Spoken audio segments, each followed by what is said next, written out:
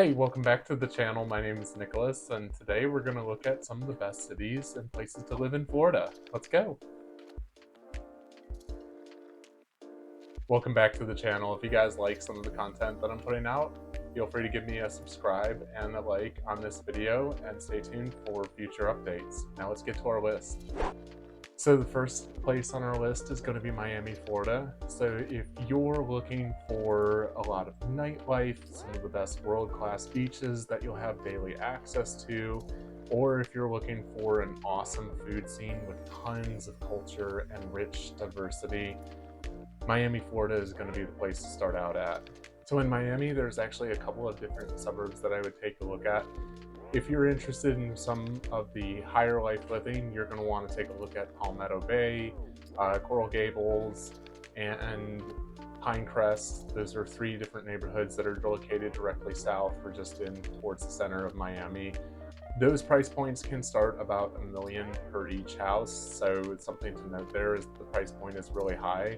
If you're looking for a lower price point, you'd want to start searching towards the north of Miami. However, you're still going to be looking at potentially about a $500,000 or more price point for a house out that way. Up next on our list is going to be Jupiter, Florida. Heading north from Miami about 2 hours is going to be Jupiter. Small little rural community initially, has been seeing a lot of development. The biggest aspect that you're going to find out here is that you have larger lots that are available, and it's going to be a little bit less expensive than being in North Miami. So you're about an hour away from West Palm Beach and also 2 hours away from Miami. So if you're looking for something that's a little bit quieter, I would highly recommend Jupiter. It's got a lot of history in it, and it's an excellent community to take a look at. You can't have a list without having Orlando, Florida on it. So Orlando is actually awesome. It has a lot of that rich culture and diversity that I talked about with Miami, while you're having a huge emphasis on tourism. If you guys know, there's, of course, Disney is in Orlando, but then there's a lot of other tourist attractions in Orlando as well.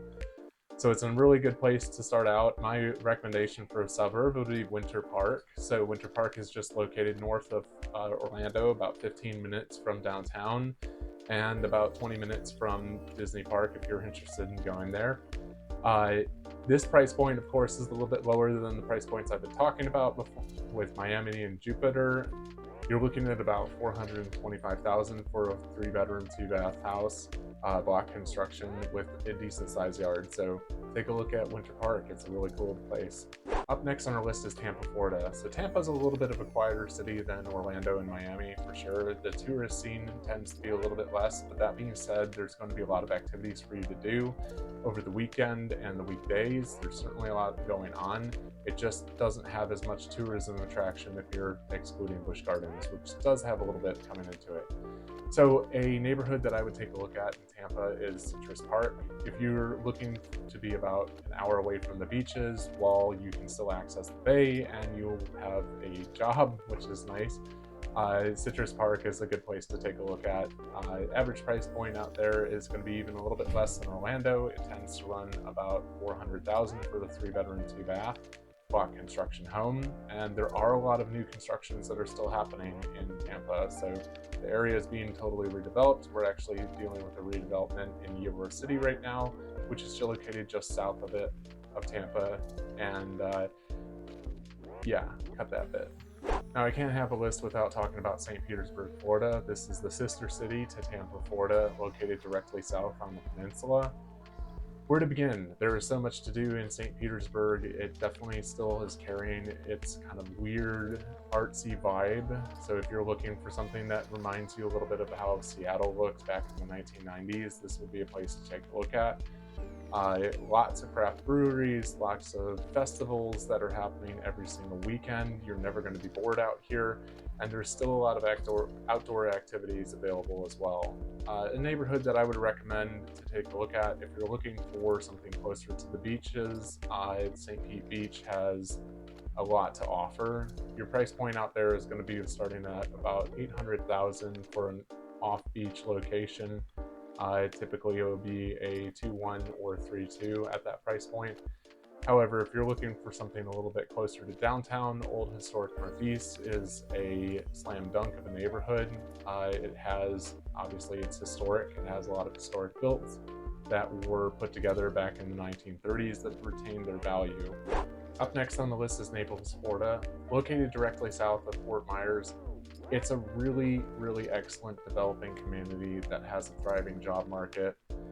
Lots of pros to be said out here. You get a lot more acreage for the price that you'd be paying. A lot more new developments are happening in Naples, and it's going to be more centered around a resort style living. So Naples kind of took a different approach in the way they wanted to develop. They wanted to go with kind of the resort theme, and you'll find a lot of buildings out there that are going to be centered around that theme. So you can still buy vacant lots in Naples, which is another aspect that people like if you were interested in putting your own build. However, if you're looking for something that's already pre-built, I would check out the Golden Gates Estates. It's a smaller price point. Typically it's about 300 to 400,000 depending on the size of the house that you're looking for, but it's an excellent place to retire. It's an excellent place to go get a new job, and that being said, it's actually going to be pretty close to the beaches as well.